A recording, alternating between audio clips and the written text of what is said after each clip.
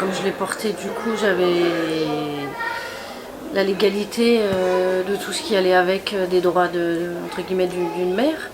Moi, je ne l'ai pas porté, donc moi se posait la question du congé accueil de l'enfant.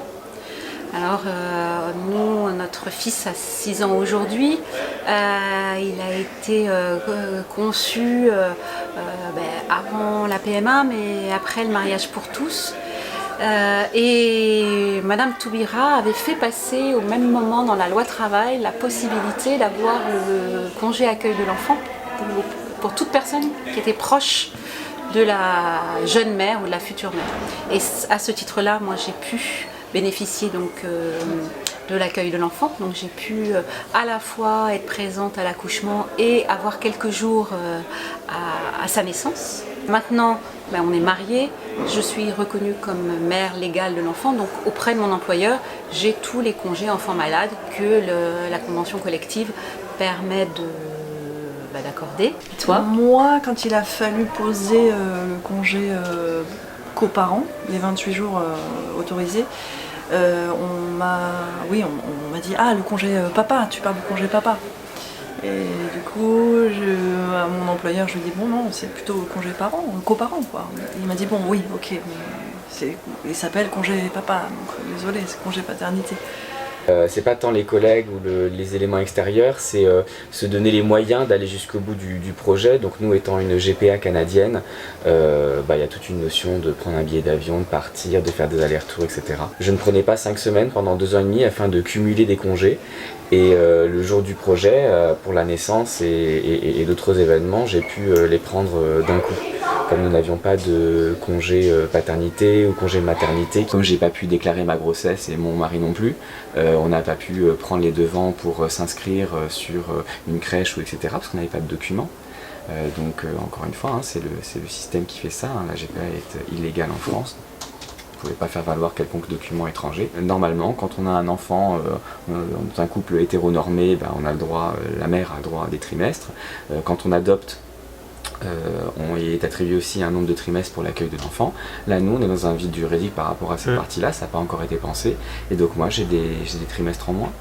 Nos employeurs étaient une des rares personnes à connaître le projet, parce qu'on les avait prévenus. On a dit, on commence ce parcours-là, attention, au top départ, on s'en va. On était d'accord pour cumuler mes congés, les reporter d'une année sur l'autre, et faire du télétravail dans la mesure du possible. Mes patrons, qui sont des officiers supérieurs, ils nous ont supportés, ils nous ont dit ok, partez, on se contacte quand vous êtes à Mexico pour voir comment on fait, quel papier on doit faire. Nous on va se renseigner avec la RH ce qu'on peut faire pour vous. Moi je suis référent mixité chez moi, je suis arrivé, on m'a dit c'est femme-homme, je dis ouais c'est femme-homme, mais il y a aussi des couleurs différentes, il y a des religions différentes, et puis il y a des profils de familles différents, donc on va les intégrer et puis on va faire évoluer les choses. Par rapport au travail, du coup, ça a été une appréhension au départ, parce que quelque part vous vous outez, vous êtes forcé de vous outer alors que les hétéros ne le font pas, ça va de soi. Notre fille qui s'appelle Rose est née à 6 mois et elle est née vivante, mais malheureusement elle n'a pas survécu, elle a vécu 3 heures et elle est décédée dans nos bras. Eh bien on a dû faire intervenir notre avocate, notre agent qui se sont battus. Il était hors de question qu'on retourne en France en abandonnant cet enfant mort sur place.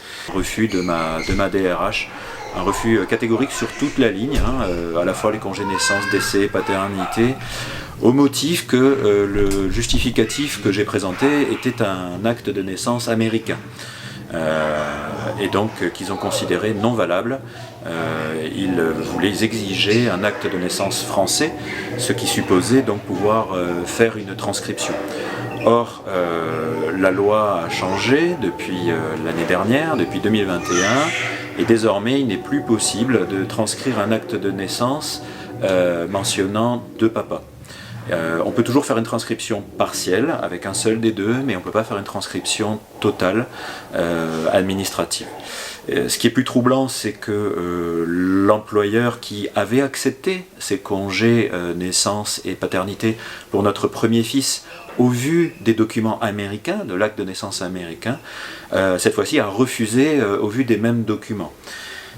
De plus, ça n'a posé aucun problème pour mon conjoint, donc on sent que c'est un peu une règle à géométrie variable, hein, avec des interprétations différentes selon les gens, selon les entreprises.